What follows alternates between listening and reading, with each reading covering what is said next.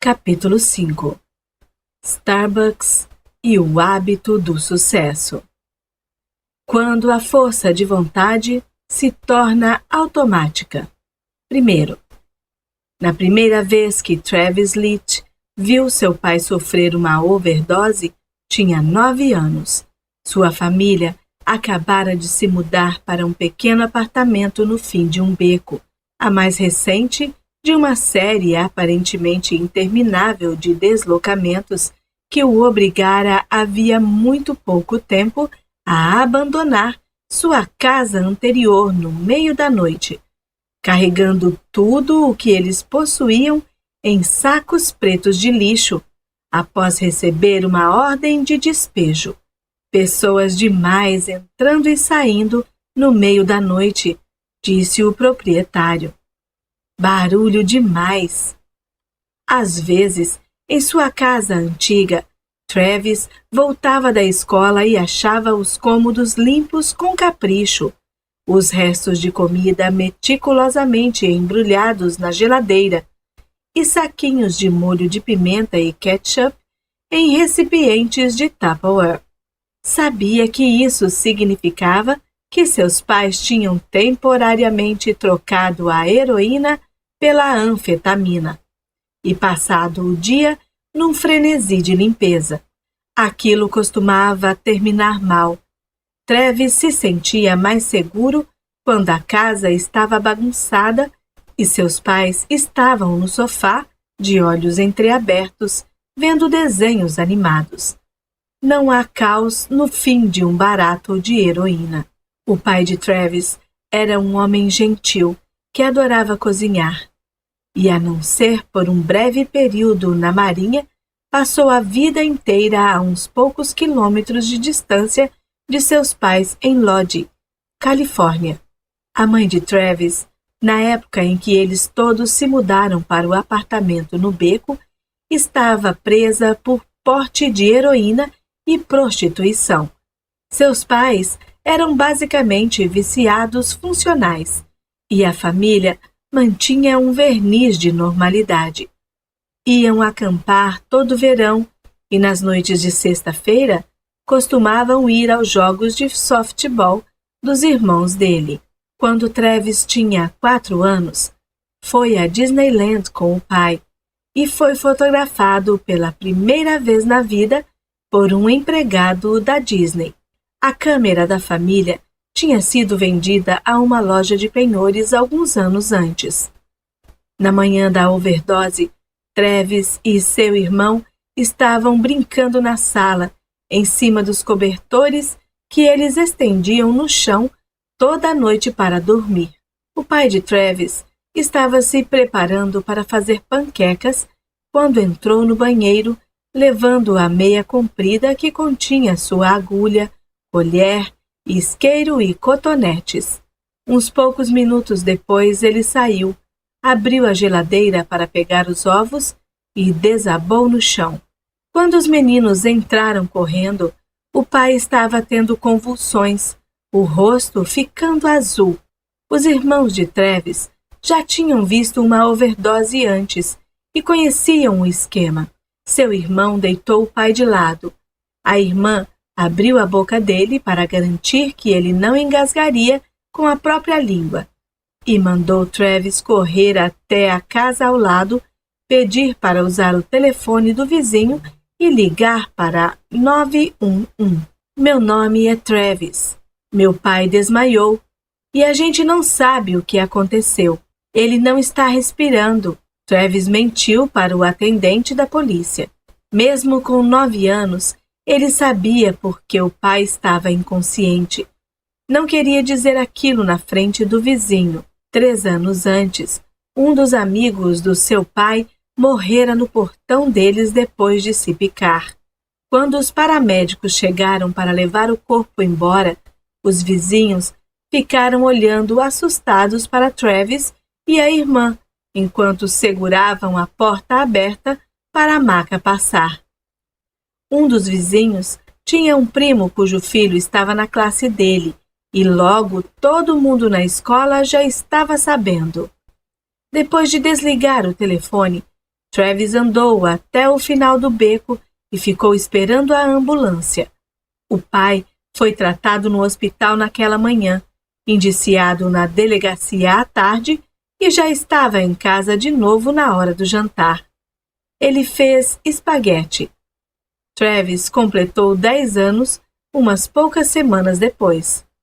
Quando Travis tinha 16 anos, largou o ensino médio. Eu estava cansado de ser chamado de bicha, ele disse. Cansado de as pessoas me seguirem até em casa e me jogarem coisas. Parecia que tudo era mesmo demais para mim. Era mais fácil largar tudo aquilo e ir para outro lugar.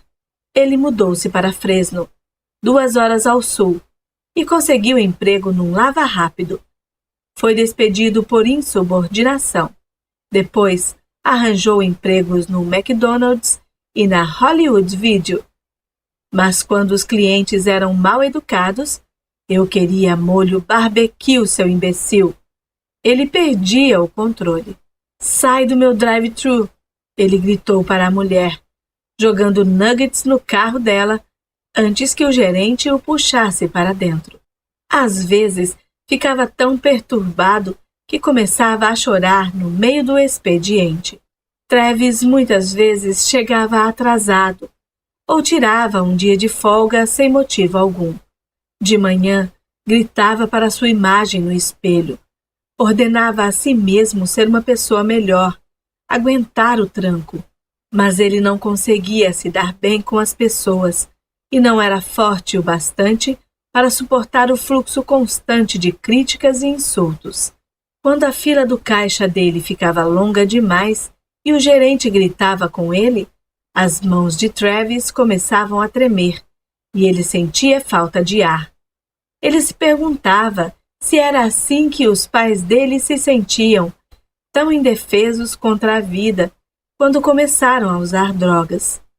Um dia, um cliente habitual da Hollywood Video, que acabara conhecendo Travis um pouco melhor, sugeriu que ele pensasse em trabalhar na Starbucks.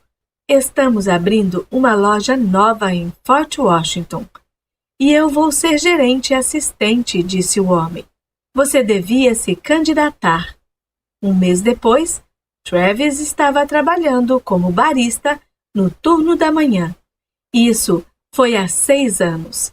Hoje, aos 25 anos, Travis é gerente de 2 Starbucks, onde supervisiona 40 empregados e é responsável por um faturamento que supera os $2 milhões ao ano. Seu salário é de $44 mil por ano. Ele tem uma aposentadoria privada e nenhuma dívida. Nunca chega atrasado. Não se irrita no trabalho. Quando uma de suas funcionárias começou a chorar depois que um cliente gritou com ela, Travis a levou de lado. Seu avental é um escudo, ele disse. Nada que uma pessoa diga jamais vai machucar você. Você sempre vai ser tão forte quanto quiser ser. Ele aprendeu aquele discurso em um de seus cursos de treinamento da Starbucks, um programa de ensino que teve início no seu primeiro dia e continua ao longo da carreira de um empregado. O programa tem estrutura suficiente para que ele possa ganhar créditos na faculdade conforme conclui os módulos. Travis diz que o treinamento mudou sua vida.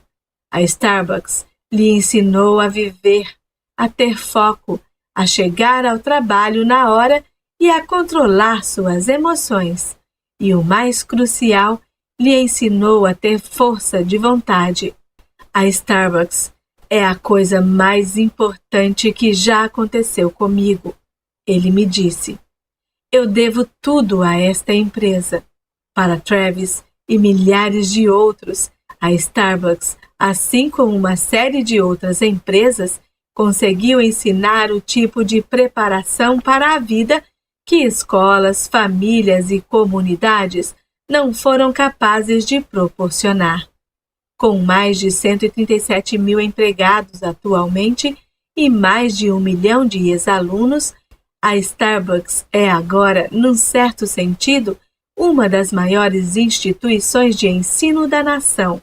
Todos esses empregados, só em seu primeiro ano, passaram pelo menos 50 horas em salas de aula da Starbucks e outras dezenas em casa com livros didáticos da Starbucks e conversando com os mentores da Starbucks responsáveis por eles.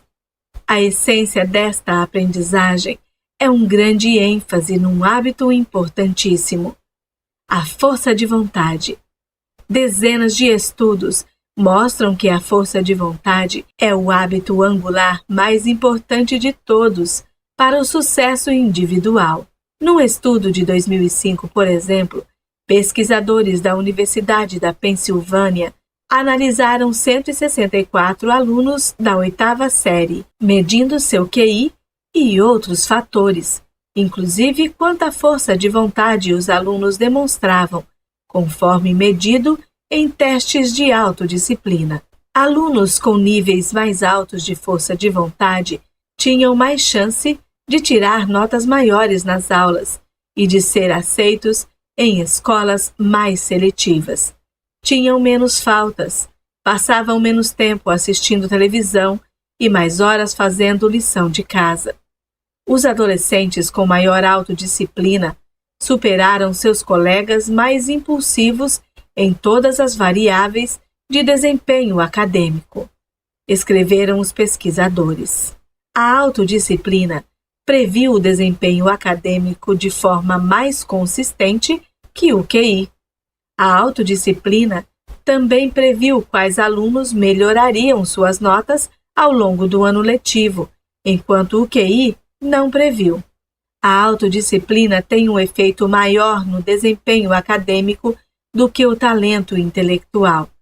E o melhor modo de aumentar a força de vontade e dar uma vantagem aos alunos, indicam os estudos, é transformar isso num hábito.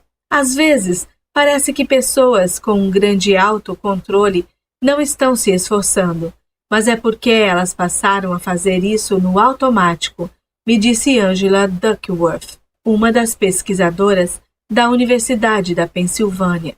Sua força de vontade acontece sem que elas precisem pensar nisso. Para Starbucks, a força de vontade é mais que uma curiosidade acadêmica. Quando a empresa começou a esquematizar sua estratégia de crescimento em massa no final dos anos 1990, os executivos reconheceram que para obter sucesso era necessário cultivar um ambiente que justificasse pagar $4 por um copo de café sofisticado. A empresa precisava treinar seus empregados para servir um pouco de alegria junto com os lattes e scones.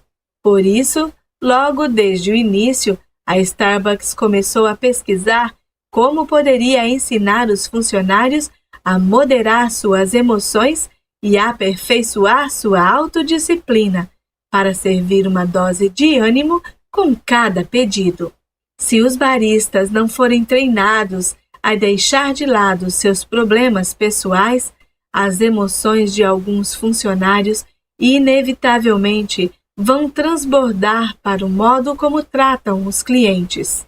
No entanto, se o funcionário souber se manter focado e disciplinado, mesmo no fim de um expediente de 8 horas, ele vai proporcionar o nível mais elevado de serviço fast food que os clientes da Starbucks esperam. A empresa gastou milhões de dólares desenvolvendo programas para treinar a autodisciplina dos empregados. Executivos escreveram livros didáticos, que na prática servem como guias para transformar a força de vontade num hábito na vida dos trabalhadores. Esses programas são em parte o motivo pela qual a Starbucks, antigamente uma empresa letárgica de Seattle, cresceu até virar um colosso com mais de 17 mil lojas e um faturamento superior a 10 bilhões de dólares por ano. Então, como a Starbucks faz isso? Como eles pegam pessoas como Travis, um filho de viciados que largou o ensino médio e não conseguia reunir autocontrole suficiente para manter um emprego no McDonald's, e lhe ensinam a supervisionar dezenas de empregados e dezenas de milhares de dólares de faturamento mensal. O que exatamente Travis aprendeu? Segundo, todos que estavam na sala em que o experimento estava sendo realizado, na Case Western Reserve University, concordavam num ponto: os cookies tinham um cheiro delicioso. Tinham acabado de sair do forno e estavam empilhados numa tigela, cheios de pedacinhos de chocolate. Na mesa ao lado dos cookies havia uma tigela de rabanetes. Durante um dia inteiro, estudantes famintos entraram, sentaram-se em frente às duas tigelas e submeteram-se sem saber a um teste de força de vontade que revolucionaria nossa compreensão de como a autodisciplina funciona. Na época, havia relativamente pouca investigação acadêmica sobre a força de vontade. Os psicólogos consideravam esses tipos de tema como aspectos de algo que chamavam de autorregulação. Porém, não era um campo que despertasse grande curiosidade. Havia um único experimento famoso, realizado nos anos 1960, em que cientistas de Stanford tinham testado a força de vontade de um grupo de crianças de 4 anos. Os pesquisadores levaram as crianças para dentro de uma sala e lhes mostraram uma série de guloseimas, incluindo marshmallows. Fizeram uma oferta para elas. Podiam comer um marshmallow imediatamente ou, se esperassem alguns minutos, podiam comer 2 marshmallows. Então, o pesquisador saía da sala. Algumas crianças cediam à tentação e comiam o marshmallow assim que o adulto ia embora. Cerca de 30% delas conseguiram ignorar seus impulsos e duplicar a recompensa quando o pesquisador voltou 15 minutos depois. Os cientistas que estavam observando tudo por trás de um espelho falso registraram cuidadosamente quais crianças tinham autocontrole suficiente para ganhar o segundo marshmallow. Anos depois, localizaram muitos dos participantes do estudo. A essa altura, eles já estavam no ensino médio. Os pesquisadores perguntaram sobre suas notas e pontuações no SAT, sobre sua capacidade de manter amizades e de lidar com problemas importantes. Descobriram que as crianças de 4 anos que conseguiam adiar a recompensa por mais tempo acabavam tirando as melhores notas e resultados no SAT, que eram 210 pontos mais altos em média do que todas as outras. Eram mais populares e usavam menos drogas. Tudo indicava que se você soubesse evitar a tentação de comer um marshmallow quando estava na pré-escola, também saberia como chegar à aula pontualmente e terminar a lição de casa quando ficasse mais velho, e ainda como fazer amigos e resistir à pressão dos colegas.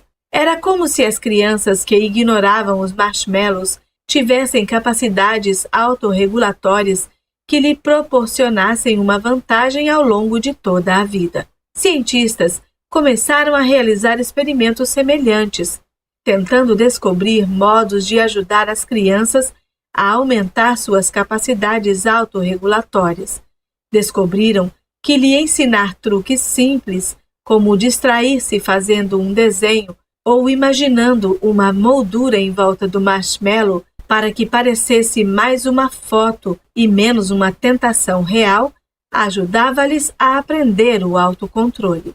Já nos anos 1980, surgira uma teoria que se tornou aceita de um modo geral. A força de vontade é uma habilidade que se pode aprender, algo que pode ser ensinado, assim como as crianças aprendem matemática e a dizer obrigado. mas as verbas para esses estudos eram escassas. O tema da força de vontade não estava em voga. Muitos dos cientistas de Stanford mudaram para outras áreas de pesquisa, quando as crianças aprendem hábitos para adiar seus anseios. Deixa a rotina recompensa. Esses hábitos se transferem para outras partes da vida. No entanto, quando um grupo de doutorandos em psicologia da Case Western, um dos quais se chamava Mark Muravin, descobriu esses estudos no meio da década de 1990. Começaram a fazer perguntas que os pesquisadores anteriores pareciam ter deixado sem resposta. Para Muravin, esse modelo de força de vontade como habilidades não era uma explicação satisfatória. Uma habilidade, afinal, é algo que permanece constante de um dia para o outro. Se você tem a habilidade de fazer uma omelete na quarta-feira, ainda saberá fazê-la na sexta-feira. Na experiência de Muravin, no entanto, a sensação era de que ele se esquecia de exercer sua força de vontade o tempo todo. Havia noites em que voltava do trabalho e não tinha dificuldade alguma de sair para correr. Em outras, não conseguia fazer nada além de deitar no sofá e assistir televisão. Era como se seu cérebro, ou pelo menos a parte responsável por fazer com que ele se exercitasse, tivesse esquecido como reunir a força de vontade necessária para que ele saísse de casa. Em alguns dias, ele comia coisas saudáveis. Em outros, quando estava cansado, saqueava a máquina de comida e se empanturrava de doces e batata frita. Se a força de vontade é uma habilidade, perguntava-se Muravin, então por que ela não permanece constante de um dia para o outro? Ele suspeitava que essa força era mais complexa que os experimentos mais antigos haviam revelado. Mas como se testa isso num laboratório? A solução de Muravin foi o laboratório contendo uma tigela de cookies recém-assados e uma tigela de rabanetes. A sala era basicamente um closet com um espelho falso, equipada com uma mesa, uma cadeira de madeira, um sininho e um pequeno forno elétrico. 67 graduandos foram recrutados e instruídos a pular uma refeição. Um por um, os participantes sentaram-se diante das duas tigelas. O objetivo desse experimento é testar percepções de gosto, dizia uma pesquisadora para cada estudante, o que não era verdade. O objetivo era obrigar os estudantes, mas apenas alguns estudantes, a exercer sua força de vontade. Para isso, metade dos graduandos recebeu a instrução de comer os cookies e ignorar os rabanetes. A outra metade foi instruída a comer os rabanetes e ignorar os cookies. A teoria de Muravin era que ignorar cookies é difícil, exige força de vontade. Ignorar rabanetes, por outro lado, não exige praticamente nenhum esforço.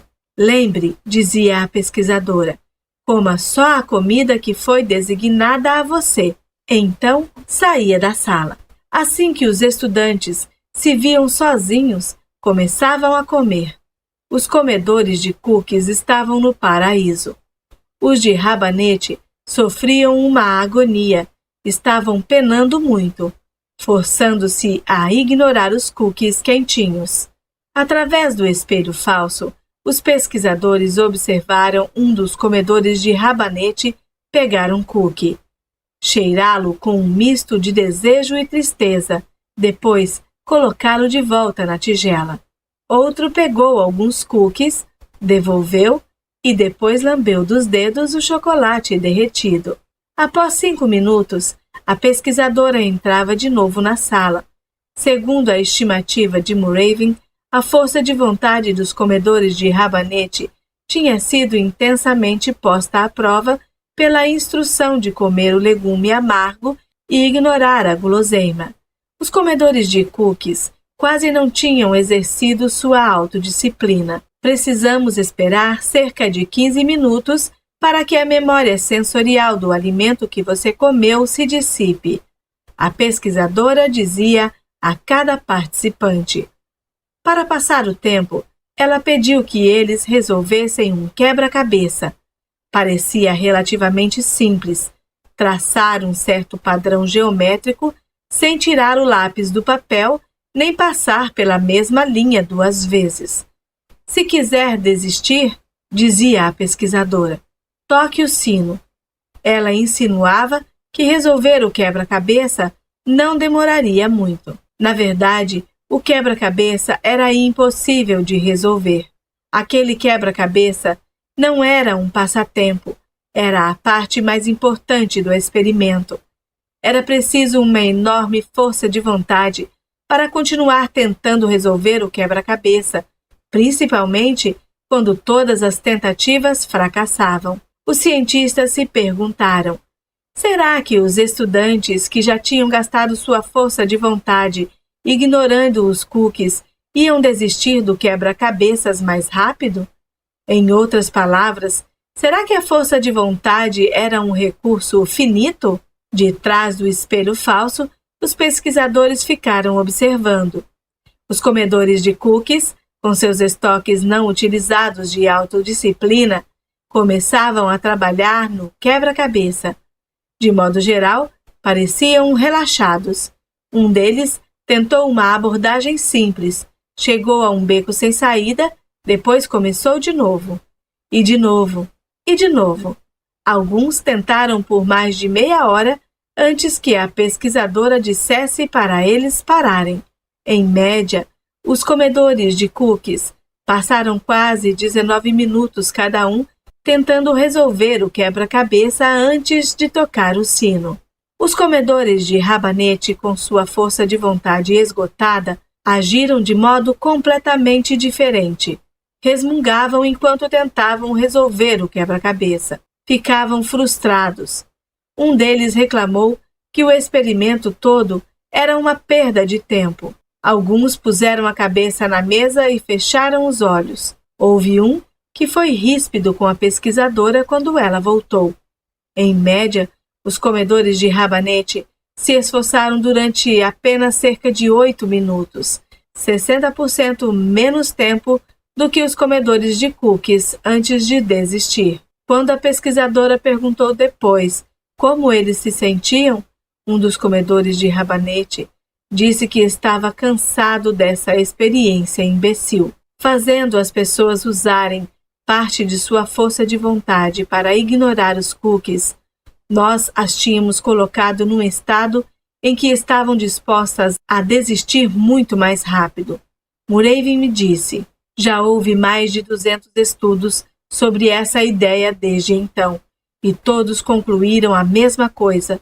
Força de vontade não é só uma habilidade, é um músculo como os músculos do seu braço ou perna, e ela fica cansada quando faz mais esforço.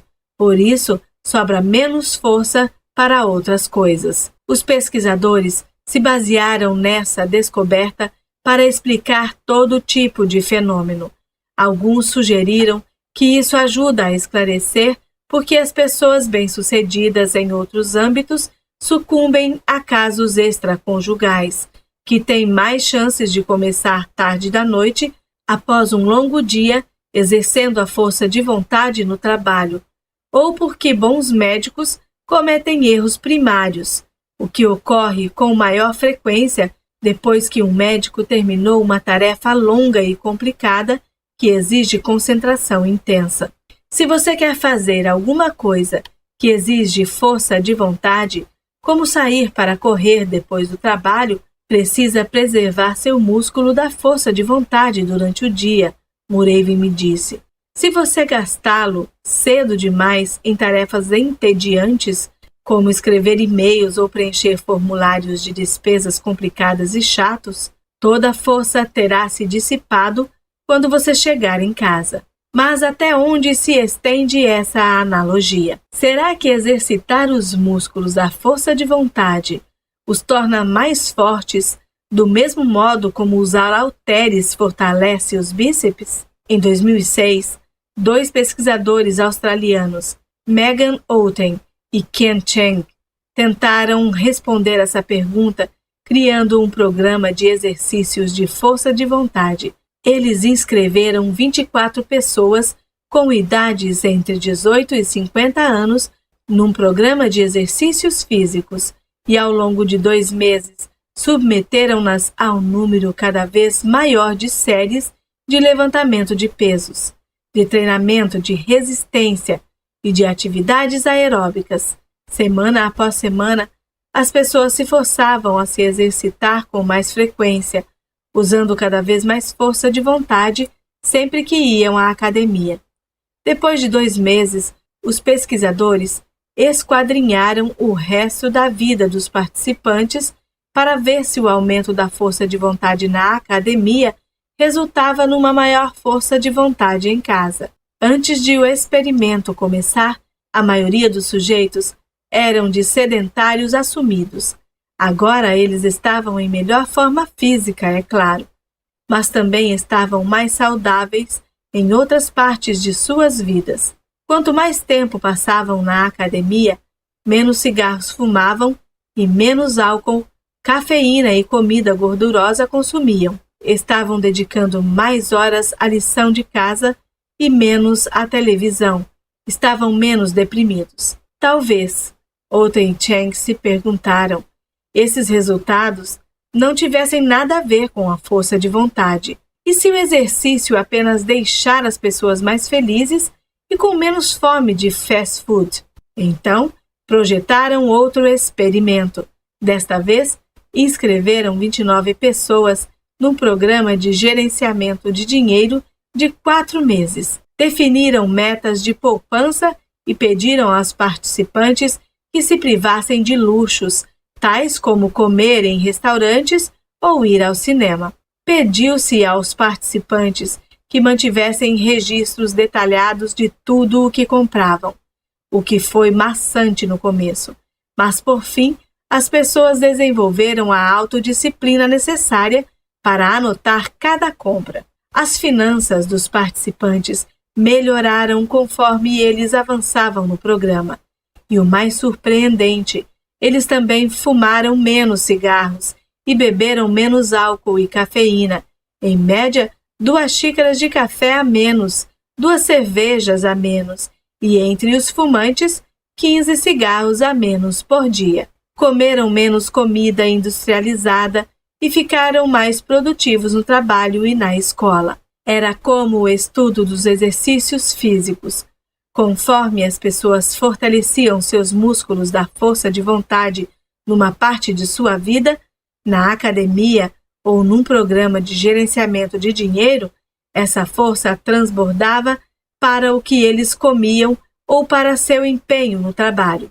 Uma vez que a força de vontade se tornava mais poderosa, ela afetava tudo. Outen e Cheng fizeram mais um experimento. Inscreveram 45 estudantes num programa de melhoria acadêmica focado em criar hábitos de estudo. Previsivelmente, a capacidade de aprendizagem dos participantes melhorou. E os estudantes também fumaram menos, beberam menos, assistiram menos televisão, se exercitaram mais e se alinharam de forma mais saudável, embora todas essas coisas jamais tivessem sido mencionadas no programa acadêmico. Novamente, conforme seus músculos da força de vontade se desenvolveram, os bons hábitos pareceram transbordar para outras partes de sua vida. Quando você aprende a se forçar a ir à academia, a começar sua lição de casa ou a comer uma salada em vez de um hambúrguer, parte do que está acontecendo é que você está mudando o modo como pensa, diz Todd Hitterton, um pesquisador de Dartmouth, que trabalhou em estudos sobre a força de vontade.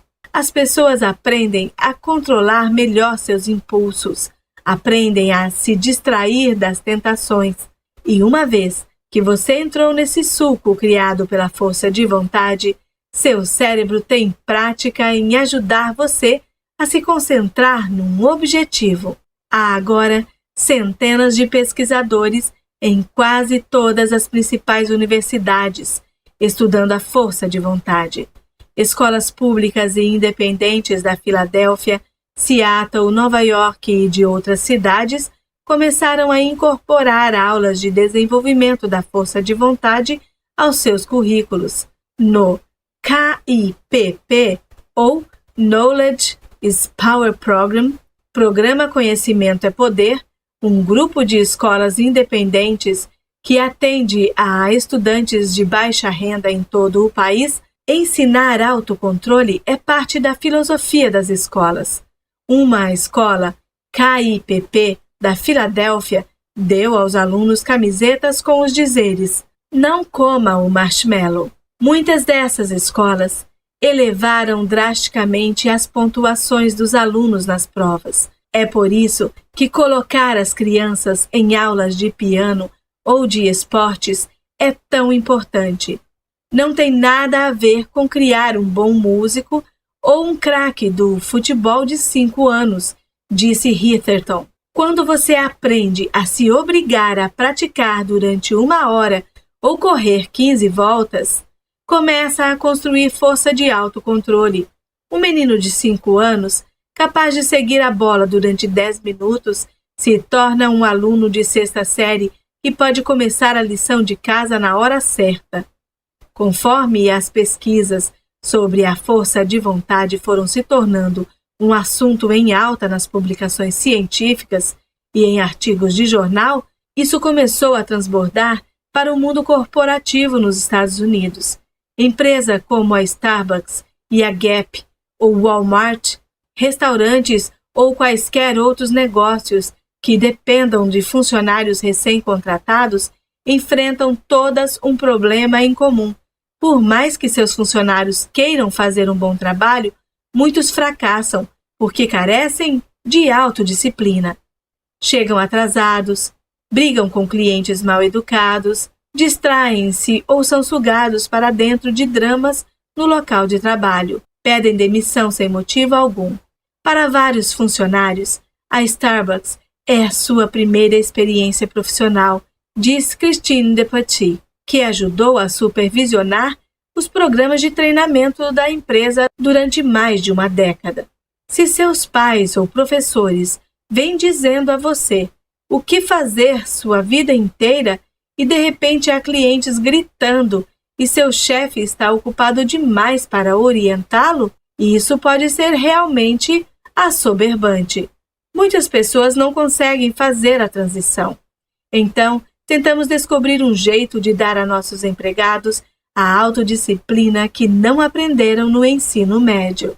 Mas quando empresas como a Starbucks tentaram aplicar ao local de trabalho as lições de força de vontade extraídas dos estudos sobre rabanetes e cookies e sobre exercícios físicos, encontraram dificuldades, financiaram aulas de perda de peso e ofereceram aos funcionários mensalidades grátis em academias, na esperança de que os benefícios transbordassem para o modo como eles serviam café. A frequência era irregular. Os funcionários reclamavam que era difícil ficar sentado assistindo a uma aula ou ir à academia depois de um dia inteiro de trabalho. Se uma pessoa tem problema de autodisciplina no trabalho, provavelmente também vai ter dificuldade de frequentar um programa projetado para fortalecer sua autodisciplina depois do trabalho, disse Muravin. Mas a Starbucks estava decidida a resolver esse problema. Em 2007, no auge de sua expansão, a empresa estava abrindo 7 lojas novas por dia e contratando até 1.500 funcionários por semana. Treiná-los para se destacar no atendimento ao cliente, para chegar na hora, não se irritar com os clientes e servir a todos com um sorriso, ainda lembrando os pedidos de cada um, e, se possível, seu nome, era essencial. As pessoas esperam que um latte caro seja servido com um certo brilho. Não estamos no ramo do café servindo pessoas, me disse Howard Beher. ex-presidente da Starbucks. Estamos no ramo das pessoas servindo café. Todo o nosso modelo de empresa é baseado num atendimento espetacular. Sem isso, estamos perdidos. A solução, como a Starbucks descobriu, era transformar a autodisciplina num hábito organizacional. Terceiro, em 1992, uma psicóloga britânica entrou em 2 dos hospitais ortopédicos mais movimentados da Escócia e recrutou 60 pacientes para um experimento que ela esperava explicaria como alavancar força de vontade de pessoas excepcionalmente resistentes a mudanças. A média de idade dos pacientes era 68 anos. A maioria ganhava menos de $10.000 no ano e não tinha mais que um diploma do ensino médio. Todos eles haviam passado recentemente por cirurgias de implantação de prótese no quadril ou joelho, mas por serem relativamente pobres e pouco escolarizados, muitos tinham esperado anos para fazer a operação. Eram aposentados, mecânicos idosos e balconistas de lojas. Estavam nos últimos capítulos da vida e a maioria não tinha vontade de pegar um novo livro. Recuperar-se de uma cirurgia no quadril ou no joelho é algo incrivelmente penoso. A operação envolve cortar músculos das articulações e serrar ossos. Durante a recuperação, os menores movimentos, mudar de posição na cama ou dobrar uma articulação, podem ser excruciantes. No entanto, é essencial que os pacientes comecem a praticar exercícios quase imediatamente após acordarem da cirurgia. Precisam mexer as pernas e os quadris antes que os músculos e a pele tenham cicatrizado. Senão, o tecido granular entope a articulação, destruindo sua flexibilidade. Além disso, se os pacientes não começam a se exercitar, correm o risco de ter coágulos sanguíneos. Mas a agonia é tão extrema que é comum as pessoas faltarem às sessões de reabilitação. Os pacientes, principalmente os idosos, muitas vezes se recusam a obedecer às ordens do médico. Os participantes do estudo escocês eram os tipos de pessoas com mais chances de fracassar na reabilitação. A cientista que realizou o experimento queria ver se era possível ajudá-los a tomar as rédeas de sua força de vontade. Após cada cirurgia, ela dava ao paciente um folheto que detalhava seu cronograma de reabilitação, e no verso havia 13 páginas adicionais, uma para cada semana, com espaço em branco e instruções. Minhas metas para esta semana são pontinhos. Escreva exatamente o que você vai fazer. Por exemplo, se você vai sair para caminhar esta semana, anote onde e quando você vai caminhar.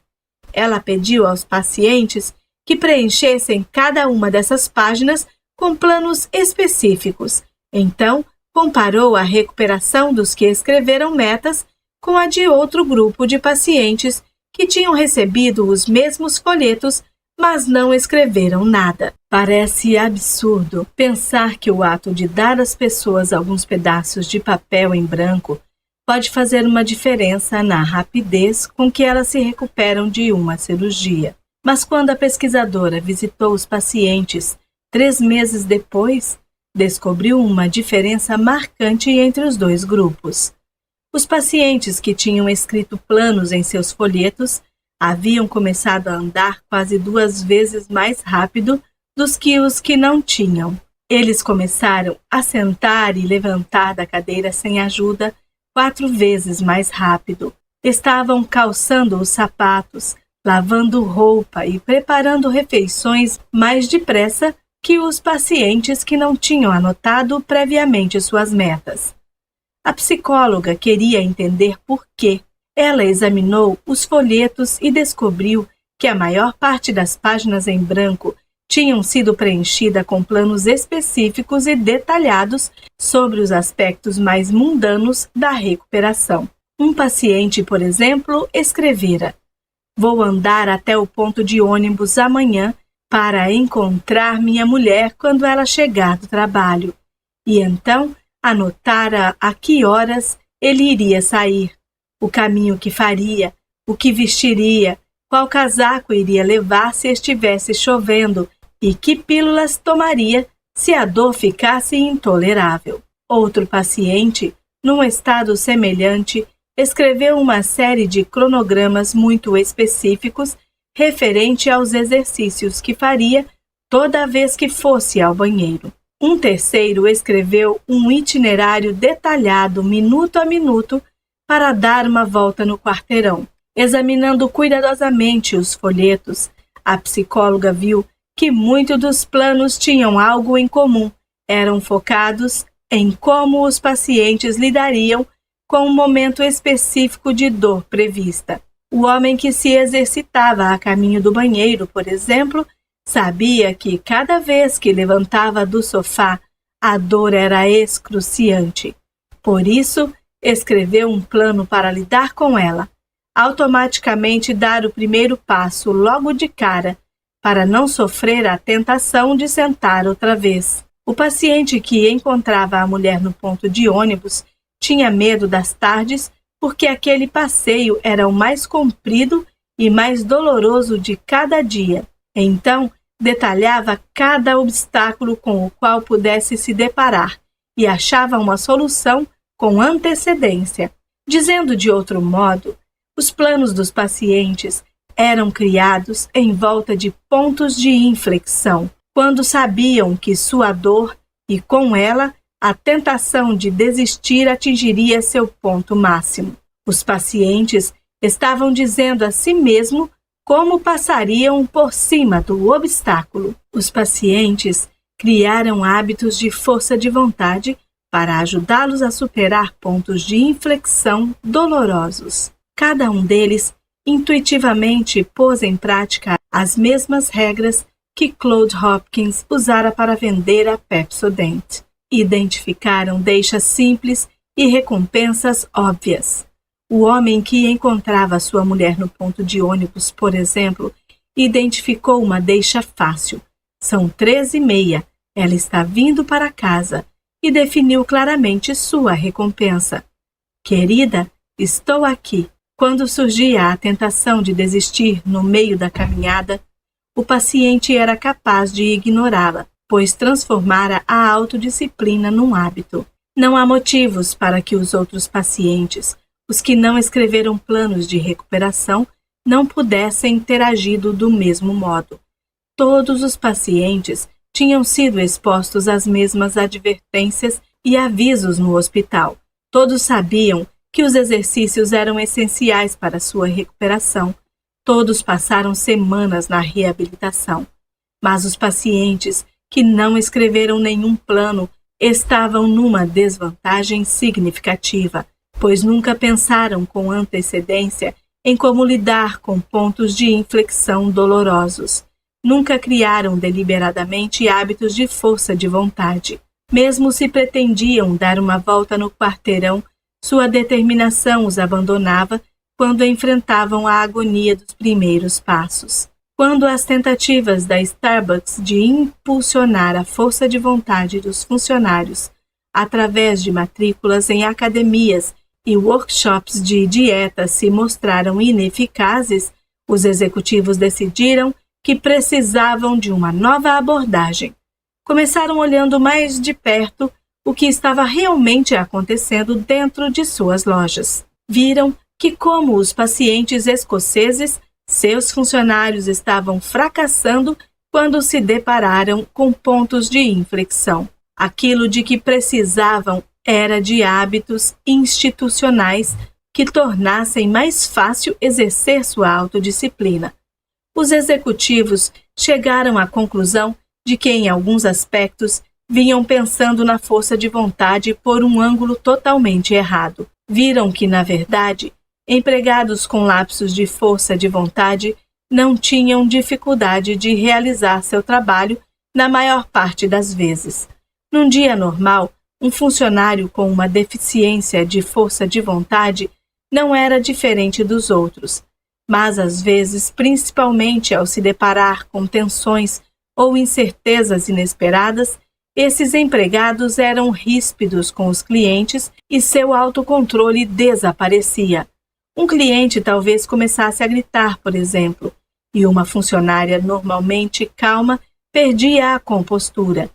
Uma multidão impaciente talvez sobrecarregasse um barista e, de repente, ele estava à beira das lágrimas. Aquilo de que os funcionários realmente precisavam eram instruções claras de como lidar com os pontos de inflexão, algo semelhante aos folhetos dos pacientes escoceses, uma rotina para os funcionários seguirem quando seus músculos da força de vontade estivessem frouxos.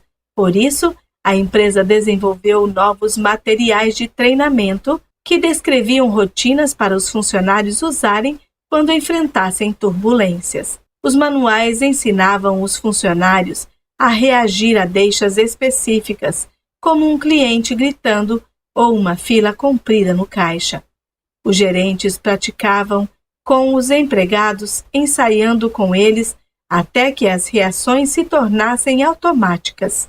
A empresa identificou recompensas específicas, um cliente grato, um elogio de um gerente, que os funcionários podiam esperar como prova de um trabalho bem feito. A Starbucks ensinou seus funcionários a lidar com momentos de adversidade, proporcionando-lhes loops de hábitos de força de vontade. Quando Travis começou a trabalhar na Starbucks, por exemplo, seu gerente lhe apresentou os hábitos logo de cara. Uma das coisas mais difíceis neste serviço é lidar com um cliente bravo. O gerente de Travis lhe disse: quando alguém vem e começa a gritar com você porque recebeu a bebida errada, qual é sua primeira reação? Não sei, disse Travis. Acho que eu fico meio assustado ou bravo. Isso é natural, disse o gerente, mas nosso trabalho é proporcionar os melhores atendimentos ao consumidor, mesmo quando há pressão. O gerente abriu o manual da Starbucks e mostrou a Travis uma página que estava quase toda em branco. No topo lia-se: quando um cliente está descontente, meu plano é... pontinhos. Este livro de exercícios é para você imaginar situações desagradáveis e anotar um plano de reação, disse o gerente. Um dos sistemas que usamos é o chamado método LATTE, L-A-T-T-E. Nós ouvimos o cliente, listen. Reconhecemos a reclamação dele, knowledge. Tomamos uma atitude para resolver o problema, take action.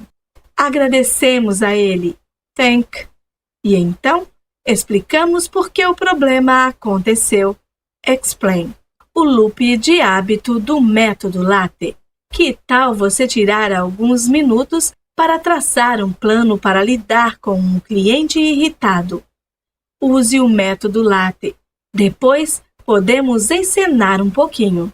A Starbucks tem dezenas de rotinas que os empregados aprenderam a usar durante pontos de inflexão estressantes. Há o sistema o que, por quê, para fazer críticas, e o sistema Connect. Descubra e reaja para receber pedidos quando as coisas ficam caóticas. Há hábitos aprendidos para ajudar os baristas a saber a diferença entre clientes que só querem seu café, um cliente com pressa fala num tom de urgência e talvez pareça impaciente ou olhe no relógio, e aqueles que precisam ser paparicados um pouco mais. Um cliente habitual conhece outros baristas pelo nome e geralmente pede a mesma bebida todo dia.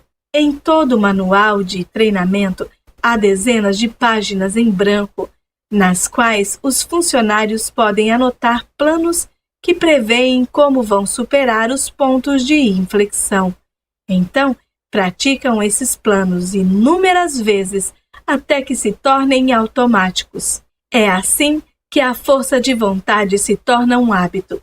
escolhendo certo comportamento de antemão e seguindo uma rotina quando um ponto de inflexão surge.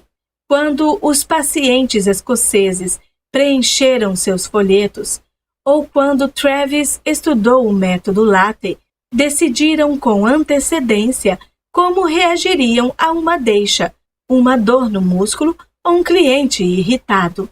Quando a deixa chegava, a rotina acontecia. A Starbucks não é a única empresa a usar esses métodos de treinamento. Por exemplo, na Deloitte Consulting, a maior empresa de serviços financeiros e tributários do mundo, os funcionários são treinados num programa chamado Momentos que Importam, que é focado em lidar com pontos de inflexão, como quando um cliente reclama quando um colega é demitido, ou quando um consultor da Deloitte cometeu um erro. Para cada um desses momentos, há rotinas pré-programadas. Fique curioso, diga o que os outros não querem dizer. Aplique a regra 5/5/5, que orientam os funcionários sobre como eles devem agir. Na Container Store, os empregados receberam mais de 185 horas de treinamento só no primeiro ano. Aprendem a reconhecer os pontos de inflexão, tais como um colega bravo ou um cliente desnorteado, e adquirem hábitos tais como rotinas para acalmar os compradores ou para desarmar um confronto. Quando entra um cliente que parece desnorteado, por exemplo, um funcionário imediatamente pede que ele visualize o espaço da casa que pretende organizar e descreva como vai se sentir quando tudo estiver em seu lugar. Tivemos clientes que vieram até nós e disseram: "Isso é melhor que uma consulta psiquiátrica", o diretor executivo da empresa disse a um repórter. Quarto, Howard Schultz, o homem que levou a Starbucks a se tornar um colosso, não é tão diferente de Travis em alguns aspectos. Ele cresceu num conjunto habitacional público no Brooklyn, dividindo um apartamento de 2 quartos com os pais e os 2 irmãos. Aos 7 anos, o pai de Schultz quebrou o tornozelo e perdeu o emprego de motorista de caminhão de entrega de fraldas. Isso bastou para lançar a família numa crise. Seu pai, depois que o tornozelo ficou bom, passou por uma série de empregos com salários mais baixos. Meu pai nunca achou o caminho dele. Schultz me disse: "Vi sua autoestima levar várias surras. Eu sentia que havia tantas outras coisas que ele poderia ter realizado." A escola de Schultz era um lugar caótico e superlotado, com playgrounds de asfalto e crianças jogando futebol americano, basquete, softball, jogo de soco, de tapa e qualquer outra brincadeira que conseguissem inventar. Quando seu time perdia, podia levar 1 hora até chegar sua vez de jogar de novo. Então, Schultz fazia questão de que o time sempre vencesse a qualquer custo. Voltava para casa com arranhões sangrentos nos cotovelos e joelhos, que a mãe limpava cuidadosamente com um pano molhado. "Você não desiste", ela lhe dizia. Sua competitividade lhe rendeu uma bolsa universitária para jogar futebol americano. Quebrou o queixo e nunca disputou nenhum jogo. Um diploma em comunicações e, por fim, um emprego como vendedor da Xerox, em Nova York. Ele acordava toda manhã. Ia para um novo prédio de escritórios em Midtown. Pegava o elevador até o último andar e ia de porta em porta, perguntando educadamente se alguém tinha interesse em toner ou copiadoras.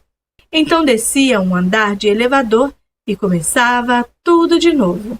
No começo dos anos 1980, Schultz estava trabalhando para um fabricante de plásticos quando notou que um varejista pouco conhecido em Seattle estava encomendando um número descomunal de coadores de café. Schultz foi de avião até lá e se apaixonou pela empresa. 2 anos depois, quando ficou sabendo que a Starbucks, na época com apenas 6 lojas, estava à venda, ele pediu dinheiro para todo mundo que conhecia e a comprou. Isso foi em 1987. Em 3 anos, havia 84 lojas. Em 6 anos, mais de 1.000. Hoje, há 17.000 lojas em mais de 50 países. Por que Schultz teve um destino tão diferente de todas as outras crianças daquele playground? Alguns de seus antigos colegas de classe hoje são policiais e bombeiros no Brooklyn. Outros estão na prisão. Schultz vale mais de $1 bilhão. Ele já foi considerado um dos maiores diretores executivos do século XX, onde ele achou a determinação, a força de vontade para escalar de um conjunto habitacional para um jato particular. Eu não sei direito, ele me disse. Minha mãe sempre dizia: você vai ser a primeira pessoa a ir para a faculdade. Você vai ser um profissional, vai deixar todos nós orgulhosos. Ela fazia essas perguntinhas. Como você vai estudar hoje? O que vai fazer amanhã? Como você sabe que está pronto para a sua prova? Isso me treinou a estabelecer metas. Na verdade, eu dei sorte, ele disse. E realmente acredito que se você diz às pessoas que elas possuem o que é necessário para dar certo na vida, elas provam que você tem razão. O foco de Schultz no treinamento de funcionários e atendimento ao cliente fez da Starbucks uma das empresas mais bem-sucedidas do mundo. Durante anos, ele esteve pessoalmente envolvido em quase todos os aspectos da administração da empresa. Em 2000, exausto, ele delegou as operações diárias para outros executivos e, nesse ponto, a Starbucks começou a vacilar. Dentro de uns poucos anos, os clientes estavam reclamando da qualidade das bebidas e do atendimento. Os executivos, focados numa expansão frenética, muitas vezes ignoravam as reclamações. Os empregados começaram a ficar descontentes. Pesquisas indicavam que as pessoas estavam começando a pensar na Starbucks como sinônimo de café morno e sorrisos vazios. Então, Schultz voltou ao cargo de executivo-chefe em 2008. Entre suas prioridades estava a reestruturação do programa de treinamento da empresa para renovar seu foco numa série de questões, incluindo o incentivo à força de vontade e autoconfiança dos funcionários, ou parceiros no linguajar da Starbucks. Tive que começar a reconquistar a confiança dos clientes e parceiros, Schultz me disse. Mais ou menos na mesma época, estava surgindo uma nova onda de estudos que abordavam a ciência da força de vontade de um modo ligeiramente diferente. Pesquisadores tinham notado que algumas pessoas como Travis eram capazes de criar hábitos de força de vontade com relativa facilidade. Outras, no entanto, penavam para isso, por mais treinamento e apoio que recebessem. O que estava causando a diferença? Mark Mervyn, que a essa altura já era professor na Universidade de Albany, criou um novo experimento. Colocou graduandos numa sala com um prato de cookies quentes recém-assados e pediu que os ignorassem. Metade dos participantes foi tratada com gentileza. Pedimos que vocês, por favor, não comam os cookies, tudo bem? Dizia uma pesquisadora. Então, ela discutia o propósito do experimento, explicando que era medir a capacidade de eles resistirem a tentações. Ela os agradecia por contribuir com o seu tempo. Se tiverem alguma sugestão ou ideia de como podemos melhorar esse experimento, por favor, digam. Queremos que vocês nos ajudem a fazer com que esta experiência seja a melhor possível. A outra metade dos participantes não foi paparicada do mesmo modo. Simplesmente receberam ordens. Vocês não podem comer os cookies. A pesquisadora lhes dizia. Ela não explicava o objetivo do experimento, não os elogiava, nem demonstrava nenhum interesse no feedback deles. Mandava que seguissem as instruções. Vamos começar agora, ela dizia. Os estudantes de ambos os grupos tiveram que ignorar os cookies quentes durante 5 minutos, depois que a pesquisadora deixava a sala. Nenhum deles cedeu à tentação. Então, a pesquisadora voltou, pediu que cada estudante olhasse para um monitor de computador. Ele estava programado para piscar números na tela, um por vez, por 500 milissegundos cada um. Pediu-se aos participantes que apertassem a barra de espaço toda vez que vissem um 6 seguido de um 4. Este se tornou um método padrão para medir a força de vontade. Prestar atenção a uma sequência monótona de números piscando exige um foco parecido com o de tentar resolver um quebra-cabeça impossível. Os estudantes que tinham sido tratados com gentileza se saíram bem no teste do computador. Sempre que aparecia um 6 seguido de um 4, eles batiam na barra de espaço. Conseguiram manter o foco durante todos os 12 minutos. Apesar de ter ignorado os cookies, eles tinham força de vontade sobrando. Os estudantes que tinham sido tratados com rispidez, por outro lado, foram péssimos no teste. Várias vezes esqueciam de apertar a barra de espaço. Diziam que estavam cansados e não conseguiam se concentrar. Os pesquisadores determinaram que seu músculo da força de vontade tinha sido extenuado pelas instruções bruscas. Quando Muravin começou a explorar por que os estudantes que haviam sido tratados com gentileza tinham mais força de vontade, descobriu que a diferença principal era a sensação de controle que possuíam sobre sua experiência. Encontramos isso inúmeras vezes, disse Muravin. Quando se pede às pessoas que façam algo que exija autocontrole, se acham que estão fazendo isso por motivos pessoais, se sentem que é uma escolha ou algo que apreciam porque ajuda os outros, é muito menos cansativo. Se sentem que não têm autonomia, se só estão cumprindo ordens, seus músculos da força de vontade se cansam muito mais rápido. Em ambos os casos, as pessoas ignoraram os cookies. Mas quando os estudantes foram tratados como engrenagens e não como pessoas, isso exigiu muito mais força de vontade. Para empresas e organizações, essa descoberta tem implicações enormes.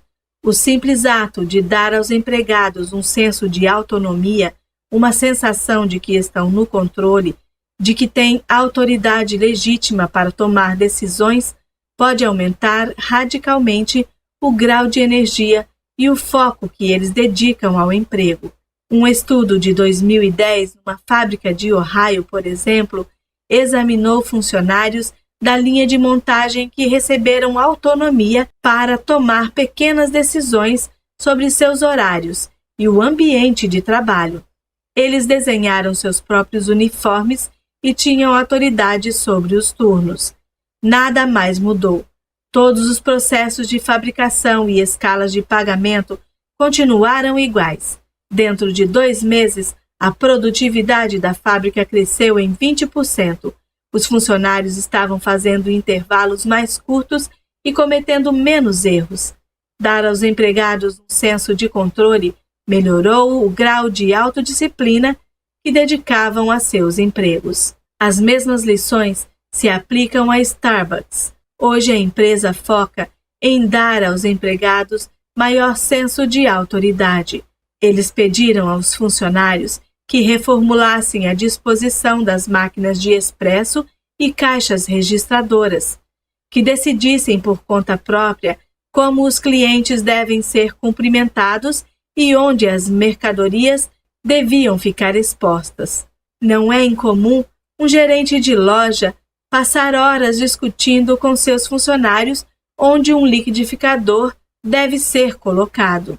Começamos a pedir que os parceiros usem seu intelecto e criatividade, em vez de dizer a eles: tire o café da caixa, coloque o copo aqui, siga esta regra. disse Chris Engskov, um vice-presidente da Starbucks. As pessoas querem estar no controle de suas vidas. A rotatividade dos empregados diminuiu. A satisfação dos clientes aumentou. Desde a volta de Schultz, a Starbucks alavancou o faturamento em mais de 1,2 bilhão de dólares por ano. Quinto, quando Travis tinha 16 anos, antes de abandonar a escola e começar a trabalhar para a Starbucks, sua mãe lhe contou uma história. Eles estavam no carro e Travis perguntou por que não tinha mais irmãos. Sua mãe sempre tentava ser totalmente honesta com os filhos e por isso lhe contou que engravidara 2 anos antes de Travis nascer, porém fizera um aborto. Explicou que já tinha 2 filhos àquela altura e eram viciados em drogas. Não achavam que podiam sustentar mais um bebê. Então, 1 ano depois, ela engravidou de Travis. Pensou em fazer outro aborto, mas seria um peso grande demais. Era mais fácil deixar que a natureza seguisse seu curso. Travis nasceu. Ela me disse que cometera vários erros, mas que eu ter nascido foi uma das melhores coisas que já aconteceram com ela. Travis disse: quando seus pais são viciados, você cresce sabendo que não pode contar com eles sempre que precisar. Mas eu dei muita sorte de encontrar chefes que me deram o que estava faltando. Se minha mãe tivesse tido a mesma sorte que eu, acho que as coisas teriam sido diferentes para ela. Uns poucos anos depois dessa conversa, o pai de Travis telefonou para dizer que uma infecção entrara na corrente sanguínea da mãe dele através de um dos lugares no braço em que ela costumava se picar. Travis pegou o carro e foi imediatamente até o hospital em Lodge, mas ela já estava inconsciente quando ele chegou. Ela morreu meia hora depois, quando retiraram o equipamento de suporte vital. Uma semana depois, o pai de Travis foi internado com pneumonia. Seu pulmão estava arruinado. Travis foi até Lodge de novo, mas eram 20h02 quando ele chegou ao pronto-socorro.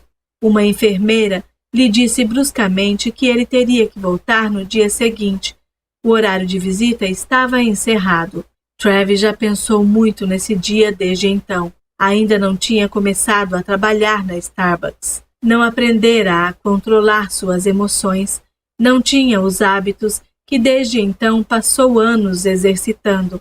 Quando pensa em sua vida agora, em como está longe de um mundo em que acontecem overdoses, em que carros roubados surgem na porta de casa e uma enfermeira parece um obstáculo intransponível, ele se pergunta como é possível percorrer uma distância tão longa em tão pouco tempo. Se ele tivesse morrido 1 ano depois, tudo teria sido diferente, ele me disse.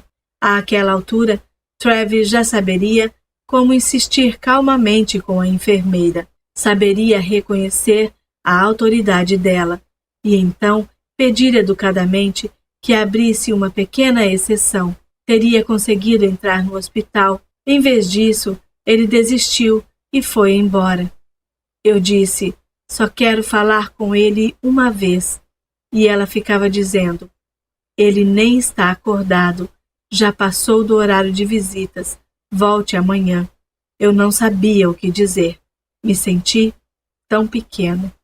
O pai de Travis morreu naquela noite. No aniversário da morte do pai, todo ano, Travis acorda cedo, toma um banho mais demorado que de costume, planeja seu dia nos mínimos detalhes e vai de carro para o trabalho. Ele sempre chega na hora.